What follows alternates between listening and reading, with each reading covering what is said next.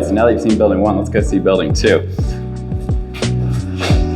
We're coming down into the lobby of the building again. And we'll go ahead and go across that courtyard I had mentioned earlier into the lobby of building 2. So as you can see, building 2 is actually 2 stories of concrete and what will be 5 stories of wood. The reason we do that type of construction is called podium. It's a 5/2 type of construction.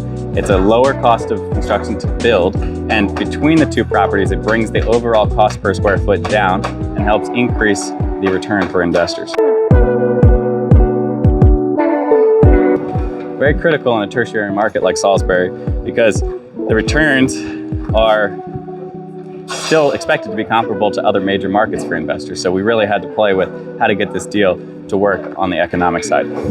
Let's go over here into the lobby. On this floor, we actually have some ground level units.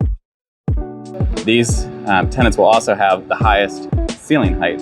So as you can see, again, carrying through different types of construction. Wood stairs in this versus the concrete in the other building. And all of these little pieces add up to helping give a higher return for the property. All right, on the second floor, you still have concrete, very similar to building 1. And soon we'll have all the metal framing on this floor. As you can see, these floors are a little bit larger than building 1. It's about 10,000 square feet on this floor compared to about 7,000 square feet on the other. The overall square footage of the entire property is 185,000 square feet. And again, it's 101 units. Work our way up to the first wood floor.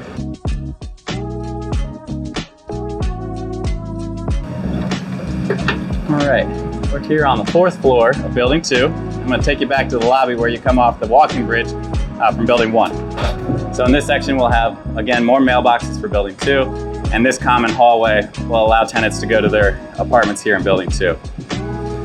As you can see, a nice big lobby off the back, and that will be the location for the walking bridge to this building from building 1.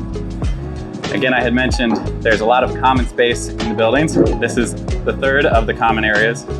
Nice large room here, and we're working on different ways to break this up. If it's a study room, if it's going to be a game room, potentially even like a TikTok or Instagram studio for people who are using the building. So let's go and take a look at a unit.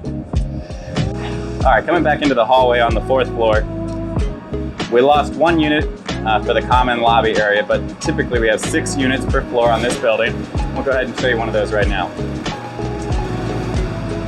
So when you come into this unit, we have, again, 4 bedrooms, 4 bathrooms, just like in building 1. And then down this hallway, we have a nice living room and kitchen with 3 more bedrooms and bathrooms. In both properties, we've maintained ceiling heights of 9 or 10 feet per floor to make it feel nice and large. Try to keep the windows large and bring the light into the space. We also think it's important to have individual HVAC controls so every single unit has their own. All those things are really important to making sure that the tenants are happy, and then of course the people who are putting the tens of millions of dollars to invest into this property are also seeing the return and a property that's well suited and well positioned for the future. All right, so back into the common corridor of building 2. The types of construction between the 2 buildings carries through not only to the wood, but also the way that the elevator tower is built. So in this elevator tower, we have CMU or block construction, which carries up from the 2nd floor all the way to the roof. And this is, again, the way that we're balancing the cost of construction between the 2. We're not overpaying for a formed concrete.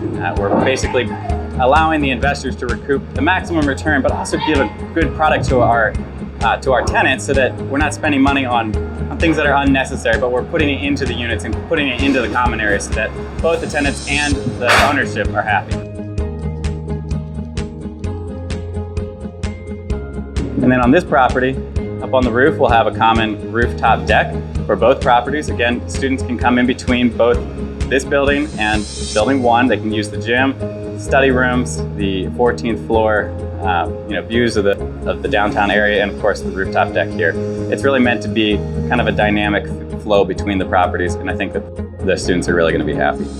The vision here is to create something that brings people back into the downtown area, continue the revitalization efforts of downtown Salisbury, which the city of Salisbury and private developers have really spent a lot of time and effort on over the past 10 years, as all of these buildings, these beautiful historic buildings, have been renovated and new life has been brought into them.